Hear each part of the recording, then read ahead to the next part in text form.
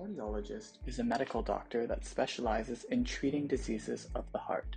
They may perform testing to diagnose and monitor heart conditions, help manage risk factors, and provide direct interventions for acute and chronic heart disease. Within cardiology, there are several subtypes of cardiologists that specialize on certain aspects of cardiac care. In general, there are three main types. Non-invasive cardiologists can include clinical cardiologists, preventive cardiologists, who focus on the importance of managing and reducing risk factors to prevent the development and progression of heart disease, cardio-oncologists, who monitor heart disease in patients diagnosed with cancers, and cardiac rehabilitation specialists, who help develop and oversee exercise rehabilitation for cardiac patients. If necessary, you may also be referred to an interventional cardiologist or electrophysiologist to perform more invasive surgeries such as ablations or stents. Lastly, cardiothoracic and vascular surgeons may be necessary for patients requiring major surgeries such as valve replacements or bypasses. In this video, we will discuss 9 reasons you may decide to visit a non-invasive cardiologist. Number 1. You receive a physician's referral. Your referral will most likely come from a family physician with whom you receive regular checkups. These doctors can be considered your quarterback, as they will refer you to more specialized care, including cardiologists, if they notice something that might require further investigation. Number 2. You experience chest pain.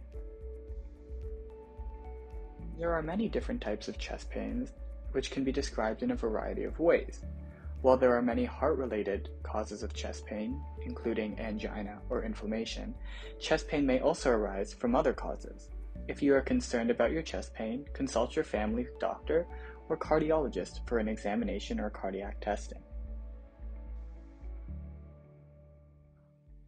It is also important to familiarize yourself with the signs and symptoms of a heart attack listed above. If you experience any of these, please call 911 or head to your nearest emergency room. Number 3. You experience shortness of breath, palpitations, or dizziness. If you experience shortness of breath at rest or on minimal exertion, palpitations or feeling like your heart's racing, dizziness, especially when changing positions, or swelling in your legs or ankles, you should see your family doctor or cardiologist, as these symptoms may be caused by worsening heart function, an abnormal heart rhythm, or coronary artery disease. Number 4. You have high cholesterol. Cholesterol is a waxy substance that in high amounts can cause blockages in the vessels that carry blood throughout your body and has been shown to increase the risk of heart attack and stroke. Canadian Cardiovascular Society guidelines recommend an LDL-C, or bad cholesterol, of less than 3.5. If you are above this threshold, you should consult your family doctor or a preventative cardiologist to help mitigate your risks. Studies also show that even a 10% reduction in total cholesterol can lower your risk of heart disease by as much as 30%. Number 5. You have a family history of high cholesterol or cardiovascular disease. Many risk factors for heart disease can be passed down through generations, including arrhythmias, high blood pressure, and high cholesterol. In fact, only about 20% of cholesterol comes from your diet, while the remainder 80% is made in the liver and intestines, which is greatly influenced by genetics. If you have direct family members with early onset heart disease, heart attack, stroke, diabetes, high cholesterol, or high blood pressure, it would be best to consult your cardiologist to determine your risk.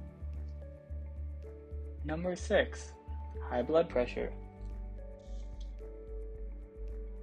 Around 65% of patients over the age of 65 have high blood pressure. According to the American Heart Association, this is in the range of 130/80 in most adults. Monitoring blood pressure is important in minimizing your risk for major cardiac events, as studies show that over 54% of strokes and 47% of coronary artery disease is attributable to high blood pressure. Number 7. You are a previous or current smoker. Smoking has been shown to double the risk of stroke, increase the risk of heart disease by 2 to 4 times, increase blood pressure, heart rate, and the risk of blood clots, as well as damage blood vessels and reduce oxygen that reaches bodily tissues. As a result, people who smoke currently or have smoked in the past should consider seeing a cardiologist to help develop strategies to improve heart and vascular function. Number 8. You have diabetes. High blood sugar can damage blood vessels and nerves controlling the heart. In fact, 65 to 80% of patients with diabetes will die from heart disease. As well, people with diabetes are 1.7 times more likely to develop heart disease than those without diabetes.